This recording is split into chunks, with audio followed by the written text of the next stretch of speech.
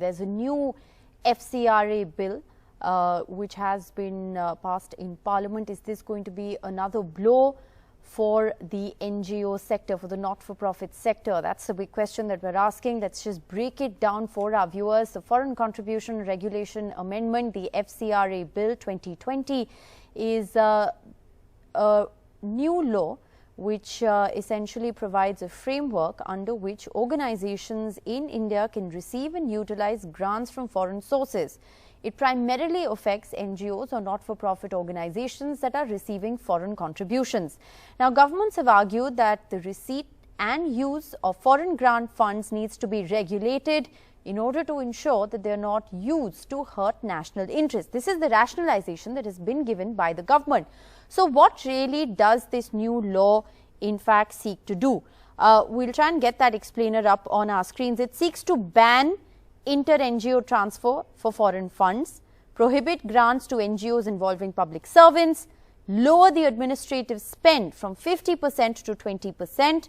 The government can, and this is interesting, Ministry of Home Affairs can actually suspend certification of any NGO beyond 180 days. There's no upper limit to what has been set here. So, a whole host of changes that have in fact been made to the FCRA Act. How really does this impact the NGOs? Well, we have Poonam Mutreja, the Executive Director of the Population Foundation of India, joining us on the broadcast. Thanks so much for being with us. We also have Tehseen Poonawala, political analyst, back with us to talk more about this. But Poonam Mutreja, if I can come to you first for your initial reaction on the revisions to FCRA.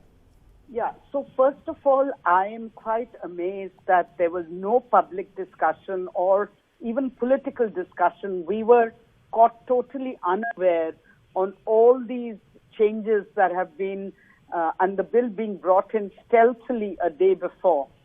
I'd like to say that there are so many restrictions, accountable, measures that the government already has in place to hold NGOs accountable for under FCRA and income tax and many other forms and information that we submit. I don't see the need for this much greater control of NGOs. And if the government has compelling reasons and interest in regulating NGOs that have nefarious or should we say dubious charitable purposes, the government has enough capability, ability to catch hold of those and not harass the entire sector. Collaboration is the hallmark and the foundation of how we NGOs function, whether it is in research or in our activities. This will kill all collaboration because we can't transfer money.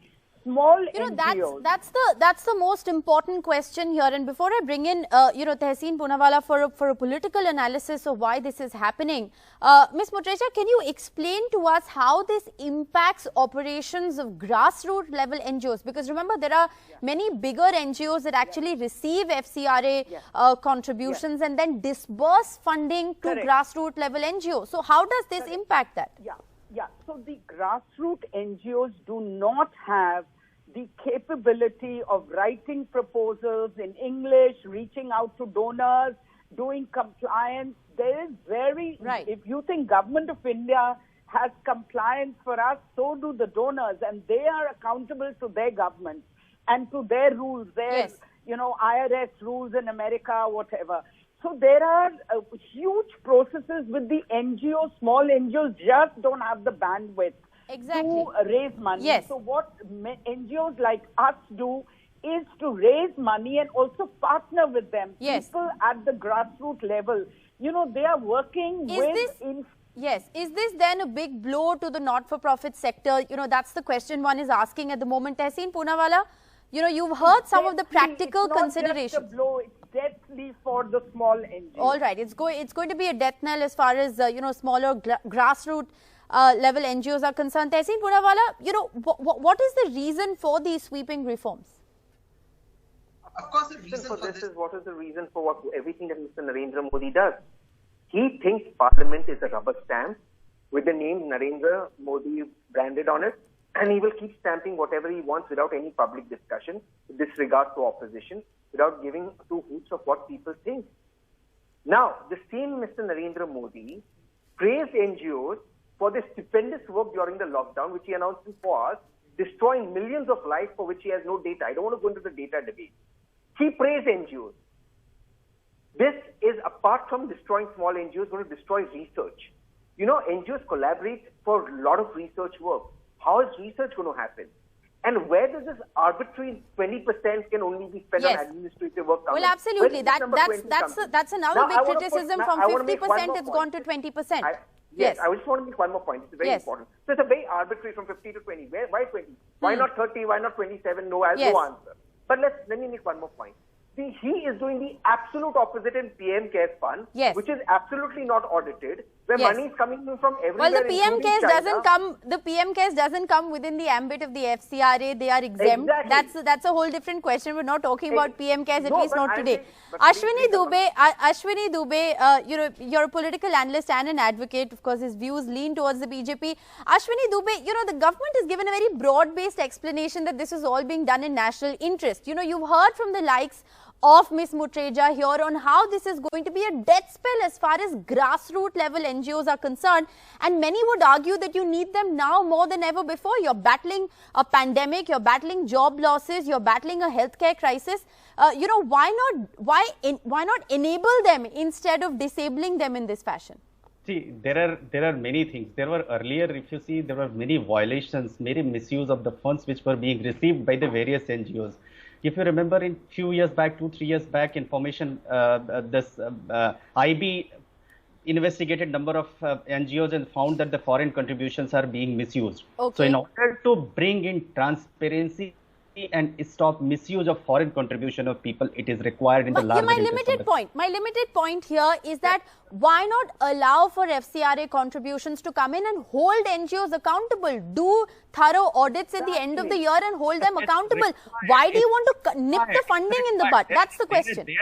There has to be a check and balance. There has to be. You cannot allow any NGO or any organization working in the country completely, which contrary to the rules and regulations of the country. In order to bring the transparency, in order to bring the fairness, in order to it is allow me to complete. Please allow me to speak. I am requesting that madam to allow me to speak. Give me 30 seconds. 30 seconds. Okay. So this is where earlier you see my friend Mr. Tehsil Pulawala, such a great orator, he spoke that why not 30% or 50%. You see, earlier these NGO workers used to employ their wives, their husbands, their family members, their children. But you can't paint all NGOs with the same brush, can you? You need to tighten your process of audits. Utilize manner and mode for which it was taken. Okay. So therefore it is required. There has to be a transparency. Government should make somebody accountable for this. All right. There are sweeping reforms as far as FCRA are concerned. You've heard. Yes, Ms. Mutreja, I have 10 seconds to give you. Last 10 seconds. I want to say that Ashwini ji is proving that his views and his party's views are totally anti-government, anti-NGOs. Okay. To paint us, all of us, we can do the same to politicians, bureaucrats. There is a share of nefarious Is it fair for the FCRA bill to paint all NGOs? Yes. Okay. You made your point. All NGOs. Okay. I'm afraid I'm completely out of time. But is it fair to paint all NGOs with the very same brush? And are these very stringent restrictions now going to further disable NGOs working at the grassroots level at a time perhaps when we need them more than ever before?